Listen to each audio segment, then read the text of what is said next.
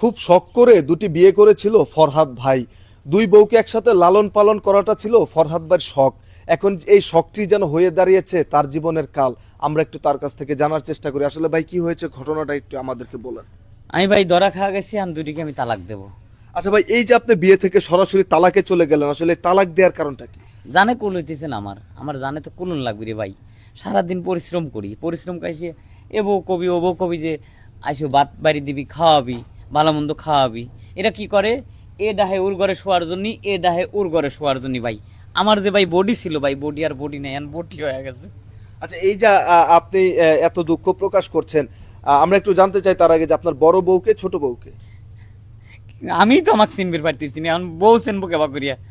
আচ্ছা, এই যে আপু আপনার কাছে একটু আমরা কথা বলতে চাই। আপনি যেহেতু ওনার ওয়াইফ, এই যে আপনারা দুজন জেনে শুনেই কিন্তু বিয়ে বসেছেন, এখন আপনাদের স্বামী আপনাদের জ্বালায় অতিষ্ঠ হয়ে এই যে আপনাদেরকে ডিভোর্স করে দেওয়ার চিন্তা ভাবনা করতেছে, আসলে এটা আপনার কাছে কতটুকু যুক্তিসঙ্গত মনে হয়?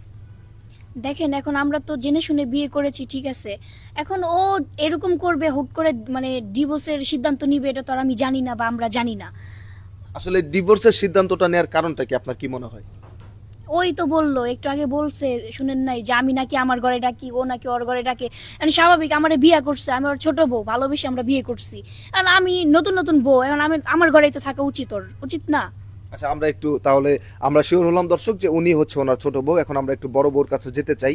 আচ্ছা, এই যে বড় বউ, আপনি যে আপনার স্বামীকে নাকি আপনার ঘরে রাখতে চান এবং আপনার ছোট যিনি আছে তিনি তার ঘরে রাখতে চাই, এটা আসলে কতটুকু সত্য বা কতটুকু যুক্তিসঙ্গত?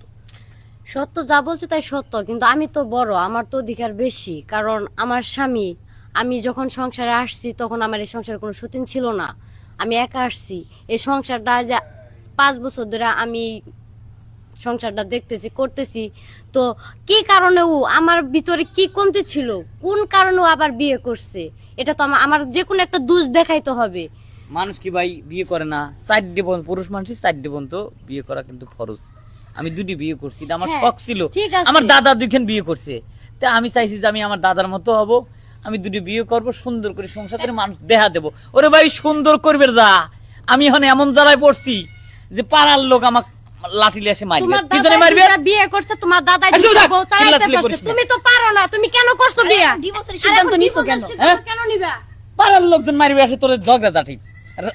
এটা দুইটা বিয়ের আগে তিনটে নাই, ভাবা উচিত 4টে ছিল, বন্ধু দুজন এটা ঝগড়া বিয়ের করে। আগে এই ভাবা খালি। উচিত ছিল যে আমি 2টা বিয়ে যে করতেছি, আমার বরাবর পারমিশন না নিয়ে যে আমি বিয়ে করতেছি, এই সংসার আমি 2টা টিকায় রাখতে পারবো আমার কিনা। ভাই আমার লাইফটাও তো ভাই নষ্ট করে দিছে, বুঝছেন।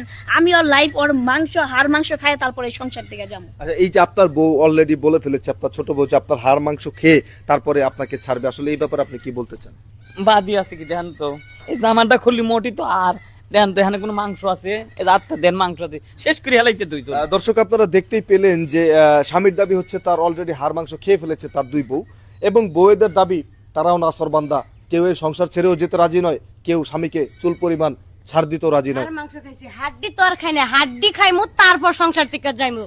তালাকের চিন্তা ভাবনা করলে আমরা যাচ্ছি না কেউ। আচ্ছা, এই যে আপনার বড় সতীন তো অলরেডি বলে ফেলেছে যে উনি হাড্ডি খেয়ে তারপর যাবে, এখন আপনি কি খেয়ে যেতে চাচ্ছেন এটা একটু বলেন। আমি ভাই কিছুই খেতে চাই না, আমাকে যেভাবে পটায় মোটায় বিয়ে করে আনছে, ধন সম্পত্তি টাকা পয়সা যা আছে আমারে দিয়ে রেখে আমি চলে যাব। দর্শক, আপনারা কিন্তু দেখতেই পারলেন যে এই ভদ্রলোক দুটি বিয়ে করে এখন পড়েছে বিপদে। ওনার বড় বউ ওনার হাড্ডি মাংস খাওয়ার জন্য রেডি, এবং ওনার ছোট বউ ওনার সকল টাকা পয়সা আত্মসাৎ করার জন্য রেডি। আপনারা বুঝতেই পারছেন দর্শক, এই ভুল দয়া করে কেউ কখনো করার চেষ্টা করবেন না, দুটি বিয়ে একসাথে কেউ কখনো করবেন না।